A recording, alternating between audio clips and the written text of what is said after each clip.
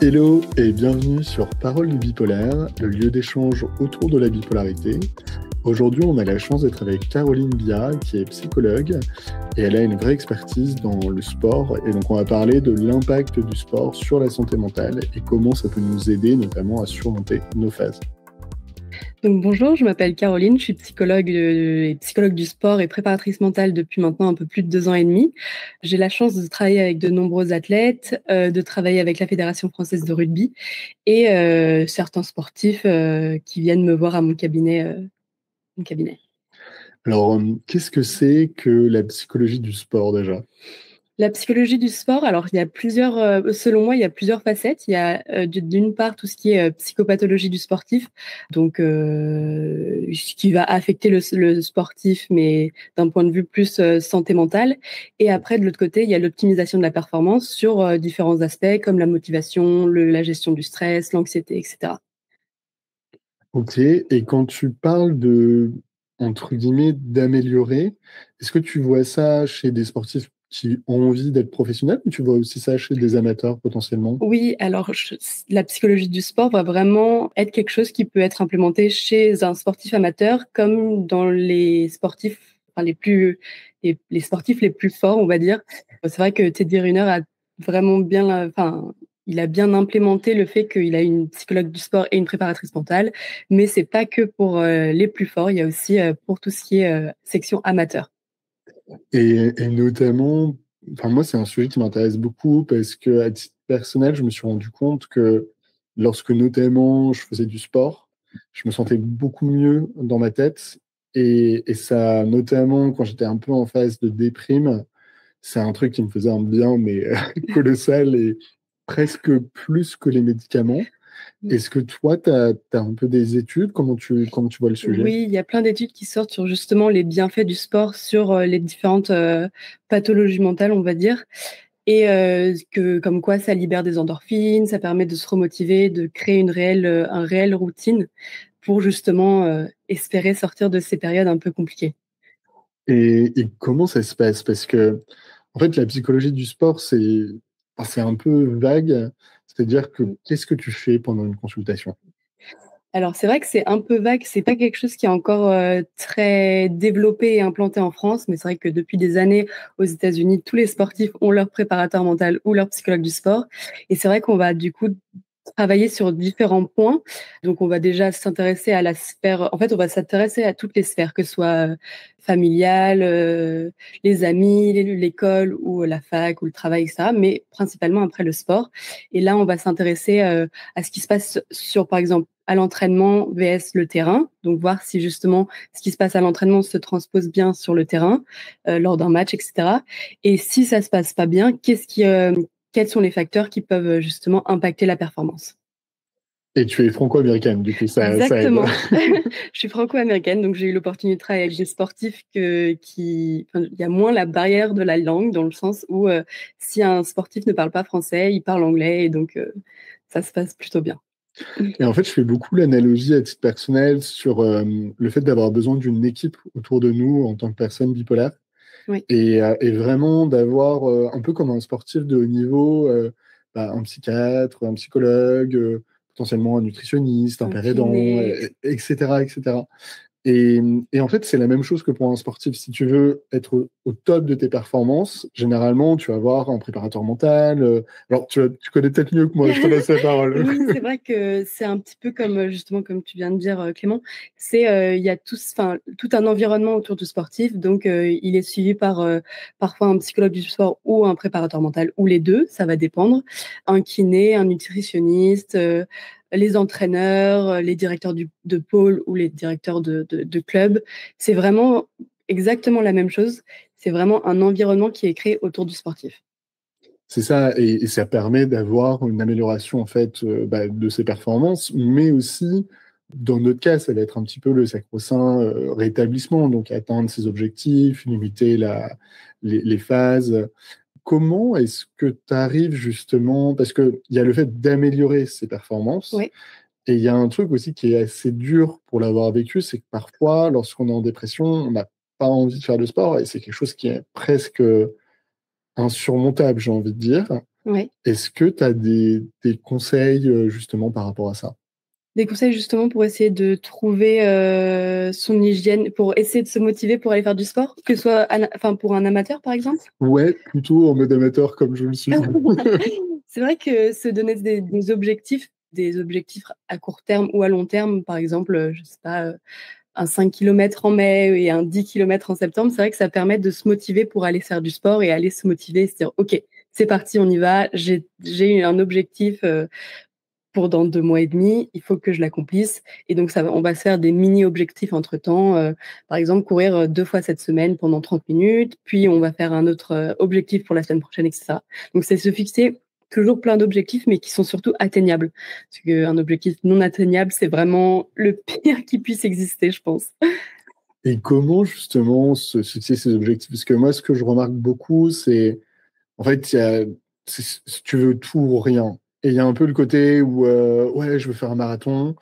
Et en fait, les gens se démotivent. Et même dans la conduite du changement, le fait de mettre en place du coup des rituels, des routines, il y a un peu le Oui, côté où je vais me lever tôt, je vais me coucher tôt, je vais faire du sport, je vais bien manger. Alors que la personne, des fois, part de quelque chose qui est quand même assez difficile oui. et a du mal à se dire, OK, en fait, peut-être déjà faire une chose à la fois, peut-être faire quelque chose qui est moins ambitieux au début, mais comment toi tu fais avec tes patients justement par rapport à ça?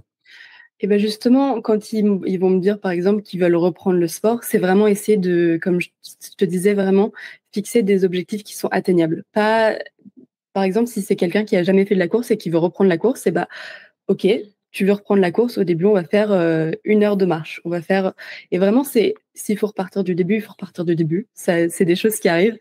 Et après, justement, c'est gravir les échelons et les escaliers jusqu'à arriver en haut de l'immeuble. Mais c'est vrai qu'il faut construire cet escalier et pas passer par l'ascenseur. Donc voilà.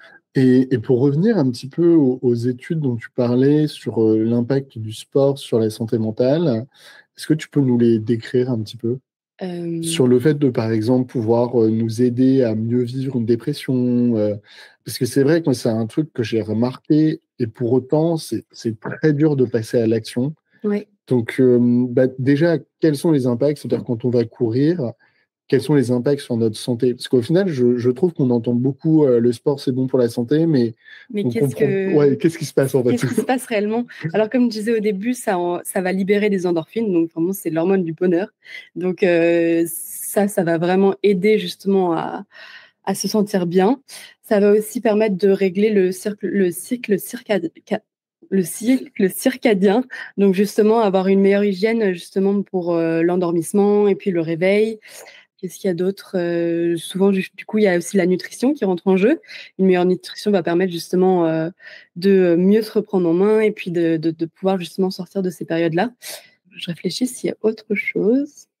En fait, on revient un petit peu. Enfin, moi, je reviens toujours un peu aussi base de la santé. Oui, C'est bah, bien dormir, bien manger, s'hydrater, les liens sociaux, le sport et la lumière. oui, Et en fait, enfin, dans beaucoup de situations, enfin, c'est très important, hein, je tiens à le dire. Bon, moi, personnellement, je prends des médicaments, je vois un psychiatre, etc. Mais en fait, ces 6 fondements font que si jamais je peux déjà m'occuper de ces 6-là, le reste sera relativement plus facile. oui, Et dès que j'arrive à améliorer l'un d'entre eux, généralement, l'autre est plus facile. oui. C'est-à-dire que si par exemple, je m'hydrate bien, eh ben, c'est plus facile d'aller marcher. Mm. Si je vais marcher, bah, je vais plus facilement m'hydrater parce que je vais plus facilement avoir le réflexe. Mais c'est vraiment plein de petites choses. Comment toi tu fais pour amener cette conduite de changement? Parce que je trouve que c'est pas facile et c'est un peu revenir aux bases et des fois ouais, on revient toujours à avoir des objectifs atteignables, mais Oui, c'est ça. c'est pas simple, C'est hein. vrai que souvent, avec mes patients, j'essaye de créer des routines. Donc, si une routine ne va pas être créée, ou on va dormir, par exemple, jusqu'à 14 heures, se lever, rester chez soi, et puis après, essayer de se recoucher à une heure normale, c'est difficile. Donc, c'est vraiment essayer de casser ce rythme et créer un rythme qui va mieux convenir justement à la personne, se réveiller plus tôt, aller prendre l'air si jamais ils prennent pas l'air en général dans la journée, se fixer des heures fixes pour manger, ne pas oublier de boire, vraiment essayer de trouver un rythme beaucoup plus sain, on va dire. Et c'est le nerf de la guerre, en fait. Ouais. Et de toute façon, on voit que tout est lié. Maintenant, pour revenir au sport, donc a priori, c'est très positif dans le sens où ça amène des hormones du bonheur, etc. Maintenant, est-ce qu'il y a des moments aussi où le trop de sport est négatif? Enfin, est-ce qu'il y a des études là-dessus ou pas? Parce qu'on l'entend, mais j'ai jamais trop compris personnellement. Oui, parfois justement, faire trop de sport peut, justement, être délétère, à l'organisme. Donc, déjà, parfois, il y a justement une trop grande préoccupation de quand est-ce qu'on va pouvoir faire du sport, quand est-ce qu'on va pouvoir, justement un peu éliminer et puis, ça va vraiment presque être une préoccupation beaucoup plus importante que le reste. Après, il y a plein de choses qui sont induites par, un trop grand, sport, enfin trop de sport. Ça peut être, des fractures de fatigue, chez les femmes, s'il y a vraiment beaucoup trop de sport qui est fait, une aménorrhée, Aménorrhée, ça veut dire? absence de règles pendant au moins D'accord. 3 mois. Donc il y a plein de choses qui vont être, délétères justement si on fait trop de sport. C'est pour ça qu'il faut trouver justement la dose idéale et la dose qui correspond à chacun. Et comment est-ce qu'on peut faire? Si tu as des conseils pour trouver cette dose idéale? Essayer de s'écouter, écouter son corps, écouter, les signes qu'il nous envoie, les douleurs. S'il y a des douleurs, il faut se reposer, il faut parfois aller voir un médecin si c'est nécessaire. Mais c'est vraiment, je pense, la règle numéro 1, c'est de s'écouter. Ok. Et du coup, de manière générale, même si bien sûr il faut s'écouter, mais est-ce qu'on peut faire du sport tous les jours? Est-ce qu'il faut faire des breaks? Est-ce qu'il faut avoir des jours où l'intensité du sport n'est pas la même? Parce que, en fait, moi je te le dis même à titre perso, c'est-à-dire que je me suis toujours dit, si je fais du sport 3-4 fois par semaine, je suis content. Mais si j'en faisait tous les jours, par exemple, est-ce que ce serait un problème ou pas pour ma santé Je ou... pense que ça dépend du type de sport que tu fais. Par exemple, marcher, je pense que c'est quelque chose que tu peux faire vraiment tous les jours. Après, si c'est une activité beaucoup plus intensive, je pense que là, justement, il faut, peut-être se limiter à 3 fois par semaine, 4 fois par semaine, ça va dépendre de ton niveau. Mais c'est vrai, essayer de, peut-être trouver des changements, par exemple, à la place de prendre un ascenseur, prendre les escaliers, ça fait toujours du sport et ça demande juste un petit changement, pas forcément un grand changement, se dire: «OK, on va faire 10 kilomètres aujourd'hui». Mais, mais c'est vrai, c'est d'essayer de trouver, enfin de pas s'épuiser et surtout laisser à son corps le temps nécessaire pour se reposer. Ouais, c'est ça, c'est les temps de Mmh mh. repos et puis de l'intensité. Maintenant, ouais, la marche, c'est vrai que c'est marrant parce que des fois, je le mets pas dans le sport alors qu'au final, Ouais, c'est de la marche. Enfin, c'est du sport, ça contribue 100 à notre santé et tout ça. non, c'est clair. Et c'est vrai que, enfin, il y a plein de sports différents. Est-ce que tu as des recommandations pour savoir quel sport, bah, justement, peut nous plaire? Parce qu'il y a un peu ce côté-là où, ouais, quand on fait pas de sport, et moi, ça a pu m'arriver, bah, notamment dans des phases dépressives. Mmh, Et en fait, on a beaucoup de mal à réenclencher le sport. On a un peu, comment dire, un blocage. mmh, Et on ne sait pas quel sport. On se met toujours des difficultés. On trouve toujours une excuse. Et enfin, des fois, on n'y va pas. oui. Et est-ce que tu peux donner des conseils par rapport à ça? Quel sport Mmh. choisir? Comment est-ce qu'on peut faire? Oui, je pense qu'après ça va dépendre un petit peu de ce par quoi chacun est attiré. Mais c'est vrai que je pense que la marche, c'est quelque chose qui est accessible pour tout le monde. Après, parfois, c'est bien aussi d'aller, par exemple, en région, enfin, par exemple, nous sommes à Paris, donc c'est aller en région parisienne pour essayer de trouver un petit peu de verdure, marcher dans quelque chose d'un peu plus pur que nos rues à Paris. Sinon, la natation, c'est quelque chose qui est super bien pour le corps parce que s'il y a pas forcément d'impact, comme la course ou quoi que ce soit. Et puis après, pour les personnes peut-être un peu plus aventurières, peut-être aller courir, faire de l'escalade, du cyclisme. Je pense qu'il y a plein de sports qui peuvent, justement nous plaire et ça va dépendre un peu des attirances de chacun. J'interromps l'échange quelques secondes pour te demander de nous mettre une petite note sur Apple Podcast ou la plateforme de ton choix. Tu connais la chanson, cela nous aide beaucoup à sensibiliser sur la bipolarité et briser les tabous. Allez, c'est reparti. Et pour trouver la motivation pour aller faire du sport, parce que des fois c'est plus simple d'y aller avec quelqu'un d'autre, Oui. un petit peu de le faire en groupe, Mmh. etc. Et est-ce que tu connais des endroits où c'est simple justement de pouvoir trouver un peu des copains de sport? Comment ça se passe? Bah, c'est vrai qu'il y a toujours la possibilité de s'inscrire à un club. Alors là, du coup, il n'y a pas de souci, il y a moyen de trouver une équipe qui va permettre, ce sera plus simple de s'entraîner avec une équipe. Sinon, aller dans des stades pour aller courir, il y a toujours des gens qui courent, c'est moins fun, mais ils courent en rond. Il y a toujours des matchs de foot qui sont faits un petit peu de façon impromptue. Mais oui, c'est essayer de trouver peut-être, oui, tu as raison, s'entraîner avec quelqu'un, ça permet vraiment de se motiver à plusieurs, et puis ça donne le courage de continuer. Et c'est ça, et c'est une petite victoire aussi. Mm. Parce que l'air de rien, je parle de la phase dépressive, parce que dans la phase maniaque, on va dire que le problème est un peu différent, mais c'est un peu un succès de se dire, Ouais, ah, je suis allé marcher, ouais, et c'est quelque chose qui est un petit truc, mais c'est vrai que ça rassure, ça fait du bien, c'est ça. et c'est une petite victoire qui permet d'aller chercher la C'est suivante. exactement ça. Tu as raison, c'est vraiment, il faut justement ces petites victoires pour pouvoir continuer et continuer à être motivé. Donc ouais, c'est vraiment exactement ça, tu as 100% raison. Mm. Et en phase maniaque, on va dire que parfois, il y a un peu l'inverse, Mm. de vouloir trop faire de sport, de vouloir trop faire de choses. Et est-ce que tu as des recommandations par rapport à ça? Et dans le sens, il y a un peu le côté où, ouais, je vais faire du sport tous les Mm. jours et je vais aller courir tous les jours. Et comment tu vois d'ailleurs les choses par rapport à ça? Et même par rapport, ouais, ton expérience par rapport à justement le trop de sport, comment tu fais pour le gérer? Bah, c'est vrai que dans une phase maniaque, peut-être un conseil que je pourrais donner, c'est peut-être d'essayer de vraiment faire ça avec un ami pour essayer de se régler à son rythme. Et peut-être que du coup, lui aura peut-être moins de motivation à aller faire du sport tous les jours. Donc, ça permet justement de se régler et d'être réglé par rapport à la personne avec qui on court ou qu'on fait du sport. Qu'on fait du sport. Et la deuxième question, c'était par rapport à justement si on fait trop de sport. Ouais, en fait, comment. Parce qu'il y a le fait, c'est ce que tu disais, Caroline, c'est de ressentir un petit peu qu'on fait trop de sport, la Mm. fatigue, etc. Mais à quel moment et quelles questions il faut se poser pour se dire, oula, là, peut-être que c'est trop. Comment tu vois les choses? Je dirais vraiment les douleurs. Heu, Par exemple, là, dans mon entourage, il y a quelqu'un qui court trop et bah, dans mon entourage, j'en ai 2.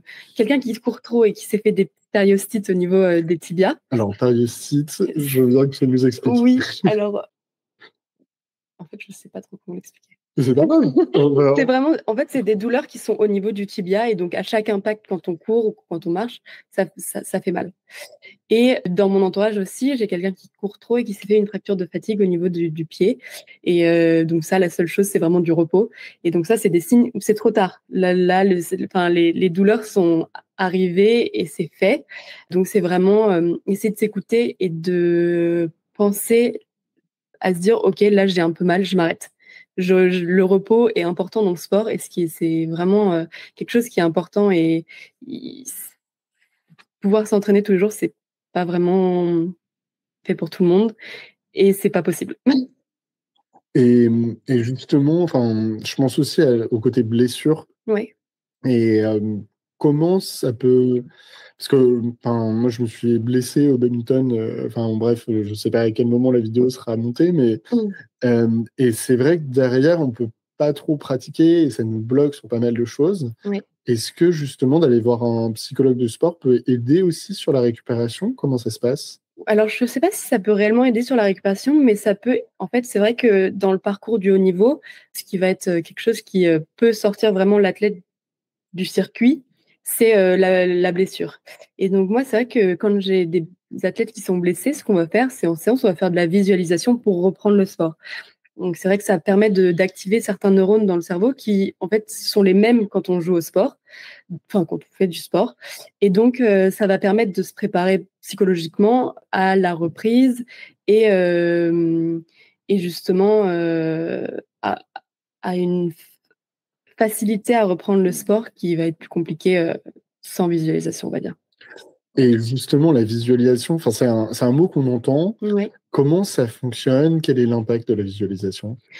C'est vrai qu'il y a beaucoup d'études qui montrent les bienfaits de la visualisation. Donc, c'est vraiment essayer par exemple, dans le milieu du sport, c'est visualiser, dans ton cas, du coup, c'est visualiser certains mouvements que tu vas faire en badminton que tu fais pas dans la vie courante. Et ça va permettre de soit se sentir, donc il y a la visualisation qui est interne, donc tu sens les mouvements, tu sens les muscles qui s'activent, etc. Ou externe, donc ça veut dire que du coup, tu te regardes de l'extérieur et tu vois ce que tu fais. Et ça permet d'améliorer les mouvements, de faciliter la reprise, de pas trop s'éloigner du sport et du circuit du haut niveau, si c'est du haut niveau, etc. Et même potentiellement de reprendre du sport, enfin du sport même de la marche ou autre, on peut faire de la visualisation justement pour essayer de... Parce que en fait, ça a l'air un peu bizarre, mais moi, il y a des moments dans ma vie où ne serait-ce que d'aller marcher, d'aller sortir de chez moi, c'était hyper dur en fait. Oui.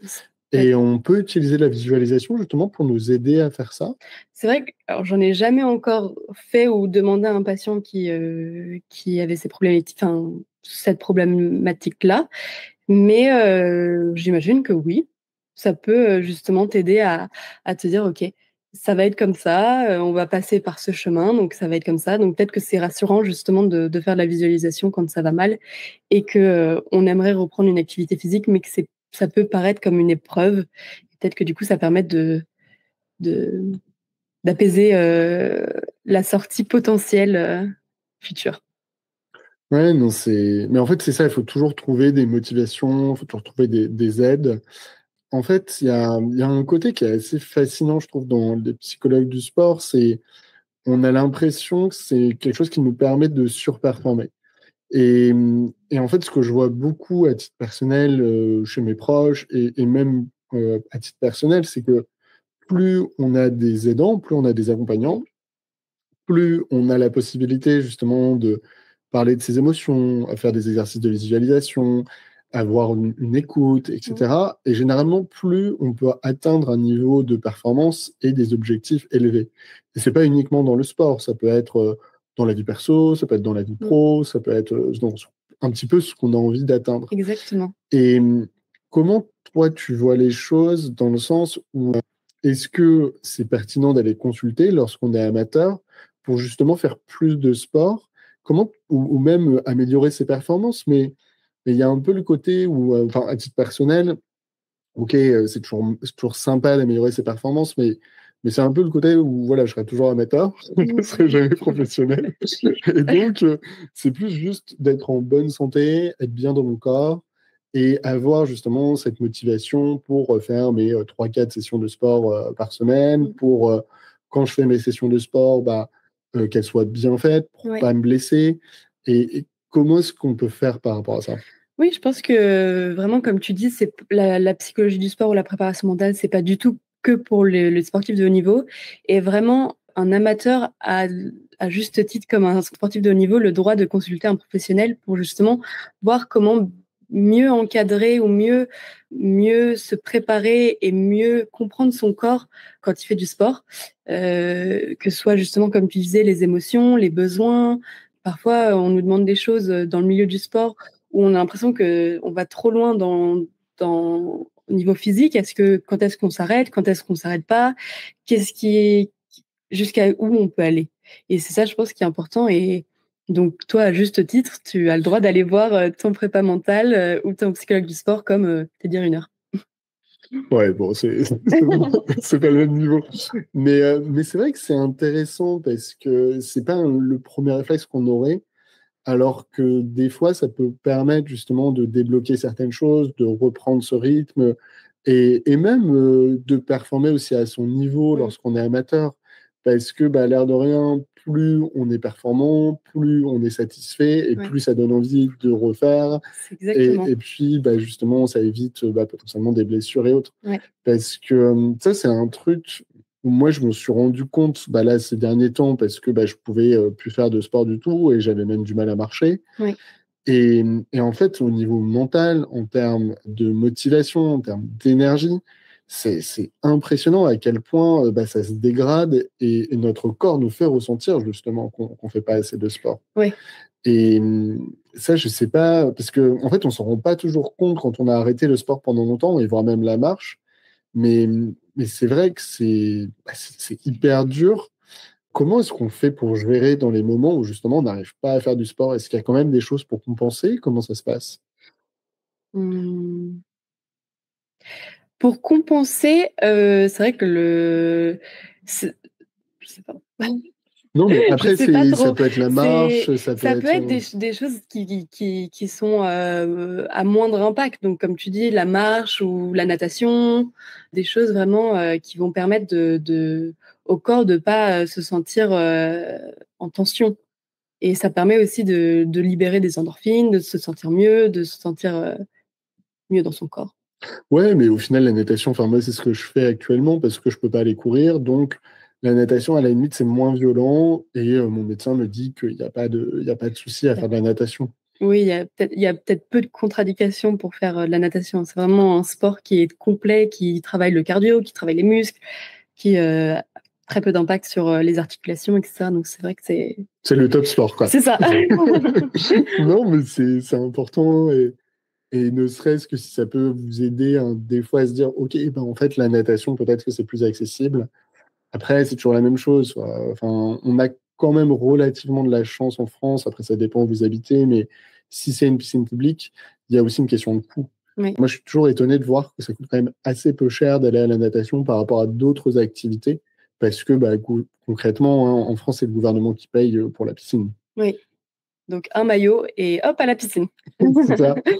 Si on devait revenir un petit peu sur la santé mentale des athlètes, Oui. à quel point justement c'est important d'avoir ces séances de psychologie pour un petit peu débloquer? Parce que justement, comment ça se passe? Eux, ils viennent. Quelle est la raison première pour laquelle ils viennent consulter, justement? Il y a plein de raisons. Il y a certains athlètes qui viennent pour une mauvaise gestion de stress, pour de l'anxiété, pour un manque de motivation. Après, j'ai aussi des sportifs qui ont des problèmes justement ou des difficultés extérieures au sport qui influencent leur jeu sur le terrain. Donc ça va être pris en charge. Mais il y a aussi des problèmes avec les relations entraîneur-entraîné. Donc des problèmes avec les entraîneurs qui soit ont trop de pouvoir ou justement peuvent être amis avec l'athlète et donc ça crée en fait une relation un peu étrange. Donc il y a plein de motifs pour lesquels ils peuvent venir consulter. C'est pas que après il y a aussi de l'optimisation de la performance. Donc comment être mieux sur le terrain, donc comment performer plus. Donc ça c'est les raisons principales pour lesquelles ils viennent consulter. Enfin en tout cas c'est ma patientèle, c'est ce que je vois le plus souvent. Ce genre de choses. Et c'est vrai que c'est un truc, je trouve, qui est intéressant et qui permet de démocratiser le fait d'aller voir un psychologue ou même un psychiatre, qui est d'améliorer sa vie et ses Mm. performances. Et c'est vrai qu'en tant que personne bipolaire, bon, je me suis un peu, comment dire, je me suis un peu dit que j'étais obligé d'aller voir un psychiatre, etc.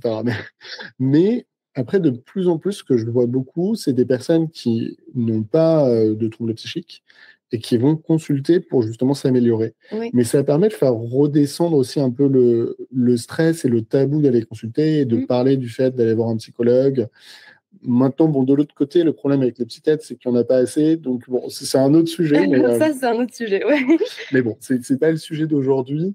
Donc, en fait, ce que tu me dis, en fait, et ce que tu nous expliques, c'est que bah, le sport, donc ça a énormément d'avantages, ça, on le sait tous. Maintenant, il faut qu'on ajoute dans le sport vraiment la marche, qui est vraiment un sport Mm. en tant que tel.